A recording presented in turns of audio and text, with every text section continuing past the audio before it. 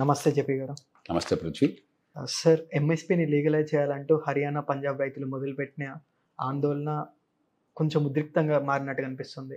Union గవర్నమెంట్‌తో చేపట్టిన 4 చర్చలు fail అవ్వగా రీసెంట్‌గా రైతులేమంటున్నారంటే కొన్ని లెక్కల ప్రకారం అండ్ కొన్ని రిపోర్ట్స్‌ని బేస్ చేసుకొని వాళ్ళు ఎంఎస్‌పీని లీగలైజ్ చేస్తే 23 పంటలకి 2.5 లక్షలు ఖర్చవుద్దంటున్నారు.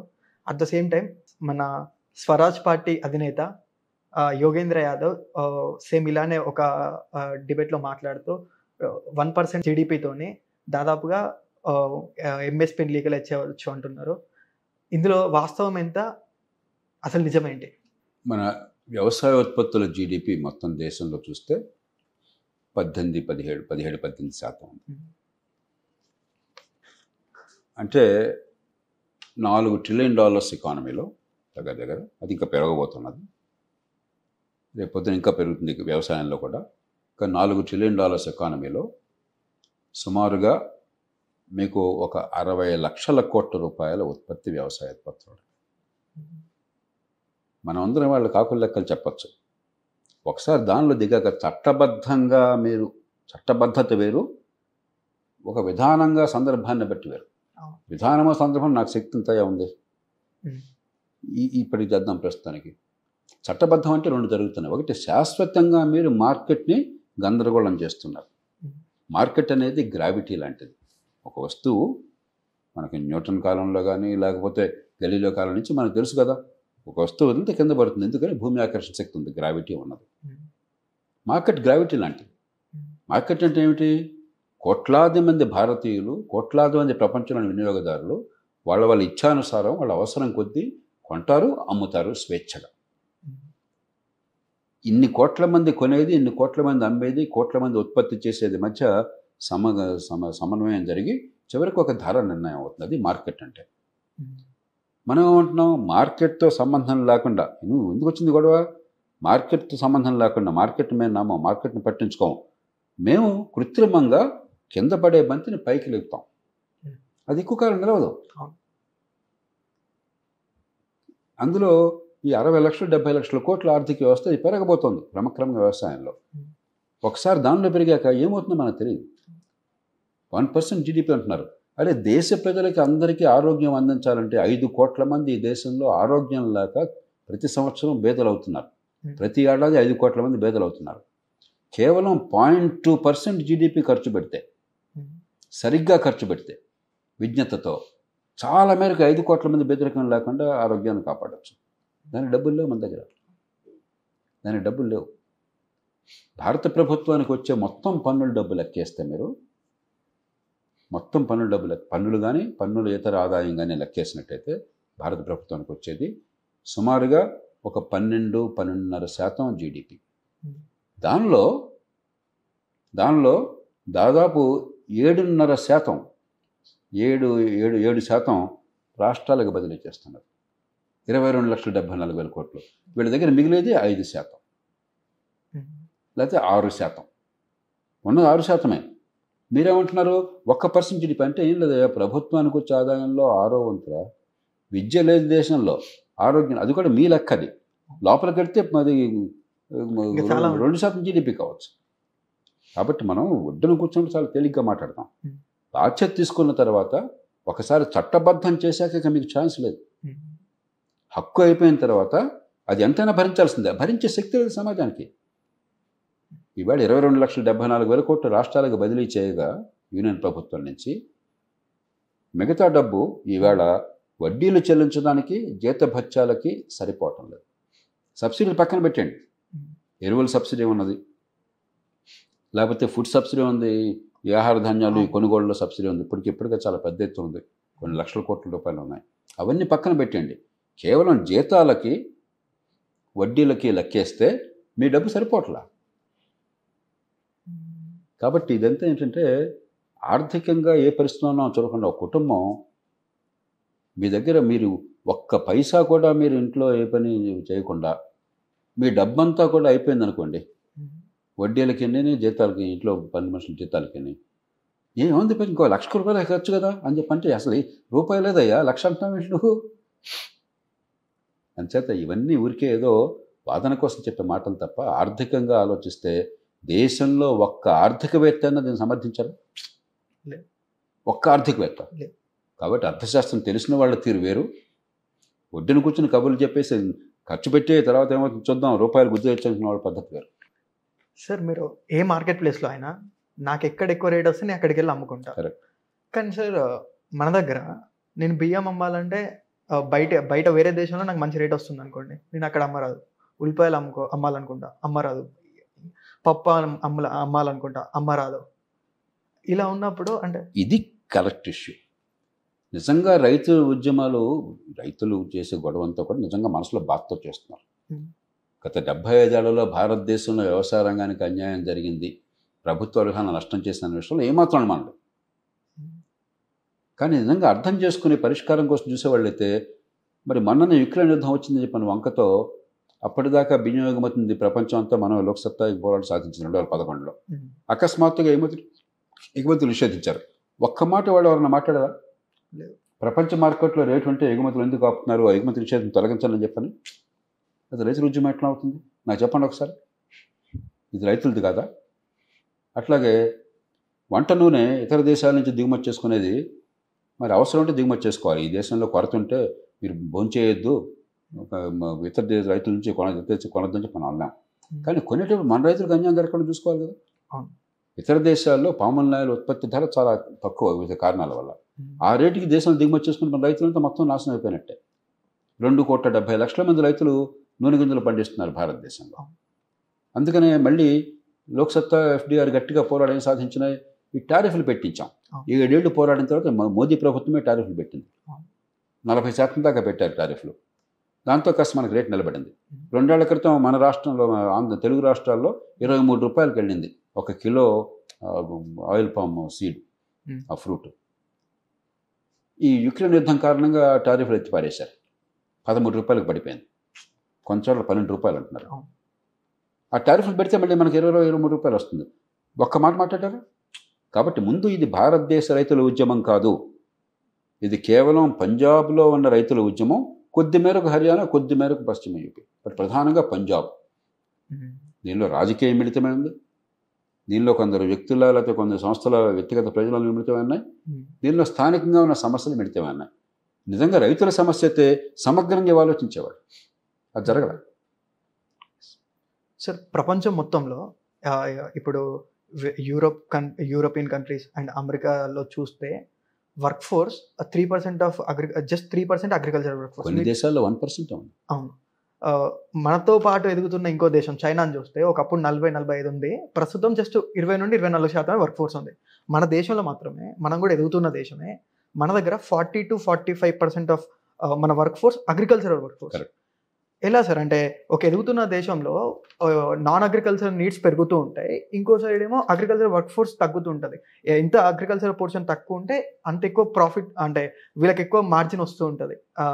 ఎలా చూడొచ్చు అంటే మీరు మంచి ప్రశ్న ఇది. మన గ్రామీణ ఆర్థిక వ్యవస్థలో ఉన్న సంక్షోభం నిజమైనది, వ్యవసాయ రంగంలో సంక్షోభం నిజమైనది. కానీ పరిష్కారాలు కేవలం వ్యవసాయం నుంచి మాత్రమే లేదు, వ్యవసాయంలో చేయాలి. టారిఫ్లు కానీ, లేకపోతే ఎగుమతులు దిగుమతులు కానీ, లేకపోతే వాణిజ్యం కానీ, లేకపోతే మార్కెట్ చైన్ని కుదించడం కానీ, లేకపోతే ప్రాసెసింగ్ కానీ, విదేశాల్లో ఎగుమతులు తీసుకోవన్నీ వ్యవసాయం సంబంధించినవి.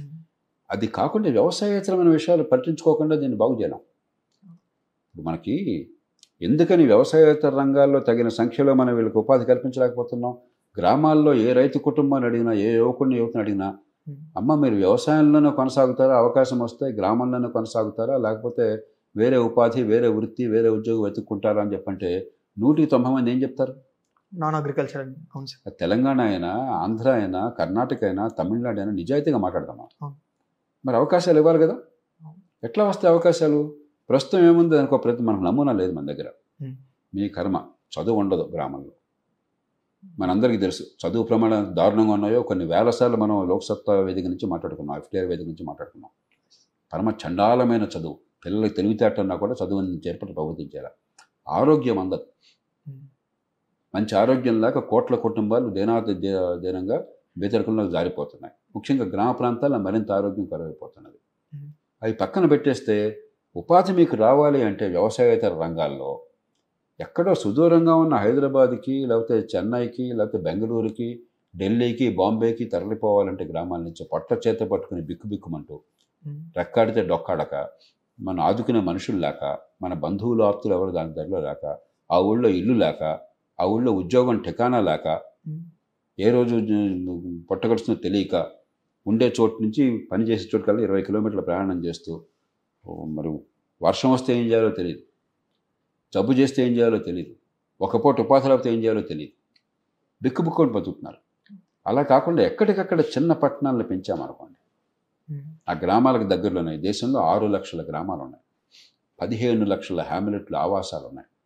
ఈ 6 లక్షల గ్రామాల్లో 15 లక్షల ఆవాసాల్లో అన్ని మౌలిక సదుపాయాలు అభివృద్ధి చేసి పెట్టుబడులు పెట్టించి పారిశ్రామికీకరణ చేయడం తల్లకిందులుగా తపస్సు చేసినా కూడా దేవుడికి కూడా సాధ్యం కాదు. అలా కాకుండా ఎక్కడికక్కడ చిన్న చిన్న పట్టణాలను మనం బాగా అభివృద్ధి చేసామనుకోండి, మౌలిక సదుపాయాలు బాగు చేసాం, రవాణా సౌకర్యం బాగున్నది, జీవన ప్రమాణాలు బాగున్నాయి, వెంటనే ఏమవుతుంది, జనం అంతా కూడా క్రమక్రమంగా అక్కడ తరలిపోతారు. అక్కడ హౌసింగ్ కాలనీస్ వస్తాయి, హౌస్ సైట్లు వస్తాయి, అపార్ట్మెంట్లు వస్తాయి, చిన్న చిన్న పరిశ్రమలు వస్తాయి, చిన్న చిన్న ఉద్యోగాలు వస్తాయి, సర్వీస్ సెక్టర్ వస్తుంది. ఈ గ్రామంలో ఉంటూనే అక్కడికి వెళ్ళి పని చేసుకోవచ్చు, ఇక్కడ ఉంటూ గ్రామంలో పని చేసుకోవచ్చు. మీ బంధువులు ఆప్తులు తెలిసిన వాళ్ళతో అక్కడ ఉంటారు. ఏమన్నా సమస్య అయినా కూడా మీకు పెద్ద మంది కాదు. అక్కడ 15,000 వస్తే మీకు హైదరాబాద్లో 30-40,000 వచ్చినట్లు లెక్క. ఈ రకమైన ఆర్థిక నమూనా కావాలి. కాబట్టి విద్య ఆరోగ్యాన్ని బాగు చేయకుండా, విద్య లేకపోతే నైపుణ్యం లేదు, విద్య లేకపోతే ఆధునిక ఆర్థిక వ్యవస్థలో పనిచేసే అవకాశం లేదు. అలాగే చిన్న పట్టణాలు లేకపోయినట్టయితే తక్కువ స్కిల్స్ ఉన్న వాళ్ళకి ఉపాధి సాధ్యం కాదు. మన నమూనాలో దాన్ని సరిగ్గా పాత్ర ఇవ్వాలి. ఆ రెండు కనీసం దీని ఒక అవకాశంగా తీసుకుని ఈ సంక్షోభాన్ని, ఇది రేపొద్దున ఏదో గొడవ సమస్యపోతుంది, ఏదో రకంగా సమస్యపోవాలి కదా. రైతులను అలసిపోతారు, ప్రభుత్వం అలసిపోతుంది, ఏదో మధ్య మార్గానికి వస్తారు, మళ్ళీ మర్చిపోతున్నాం మనం, మళ్ళీ ఇంకో గొడవ ఏదాకా. అలా కాదు, ఇది ఒక అత్యంత కీలకమైన సమస్య, ప్రపంచ స్థాయి సమస్య. భారతదేశంలో పనిచేసే వాళ్ళలో 45% మంది వ్యవసాయంలో ఉన్నారు. వాళ్ళకి ఏ రకంగా భవిష్యత్తు చూపెట్టాలని చెప్పండి, ఇది సామాన్యమైన సమస్య కాదు, చాలా పెద్ద గ్లోబల్ స్థాయి సమస్య.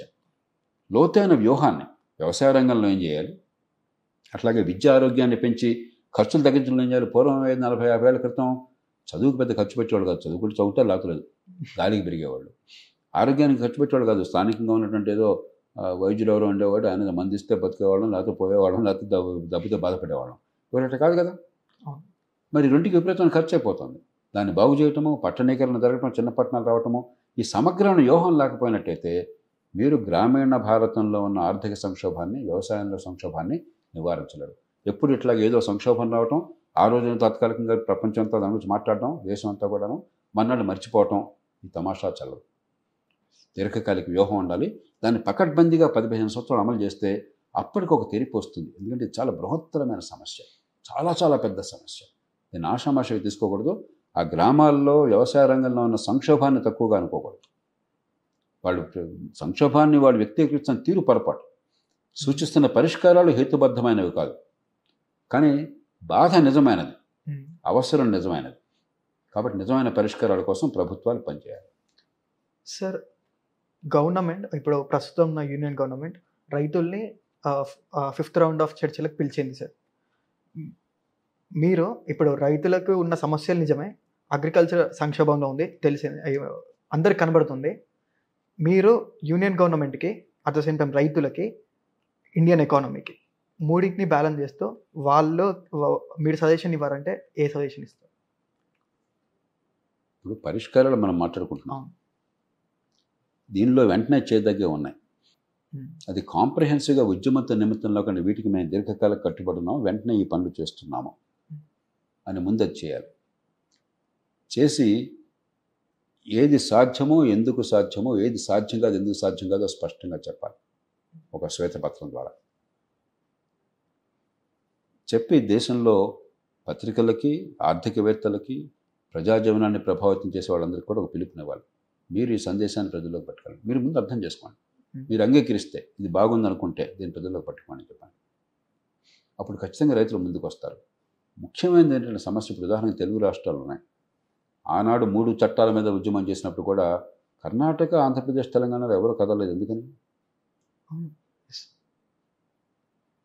అలాగే శరత్ జోషి గారు లాంటి వాళ్ళు ఉంటే, శైత్కార సంఘటన, ఇలాంటి వాటికి రైతులు లొంగరు. ఎందుకని?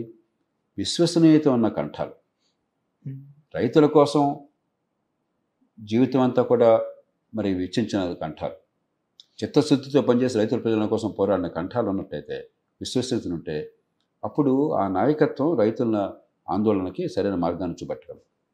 ఉత్తరాదిన ప్రధాన రాజకీయ పార్టీల్లో విజ్ఞతతో కూడిన రైతు హృదయం వెరిగిన రైతు భవిష్యత్తును కాంక్షించే నాయకత్వం కరువైంది. అది పార్టీల లోపం. దాంతో ఏమవుతుంది, తాత్కాలికంగా రెచ్చగొట్టితున్న ఎంఎస్పీకి చట్టం చేస్తామని కాంగ్రెస్ నాయకులంతా చెప్తున్నారు, వేరే పార్టీ నాయకులు చెప్తున్నారు. ఇంతకంటే అభూత కల్పన, ఇంతకంటే అసంబద్ధమైనది, ఇంతకంటే దేశంలో ఆర్థిక వ్యవస్థను కొంగదీసేది మరొకటి లేదు. ఎప్పుడైతే మీకు విశ్వసనీయత లేదో, హేతుబద్ధమైన పరిష్కారాలు చెప్పేటువంటి నేర్పడతనం కానీ, లేకపోతే రైతులు లొప్పించే విశ్వసనీయత కానీ లేదో, మీరు తాత్కాలికంగా ఏదో గ్యాస్ కొట్టేస్తున్నారు.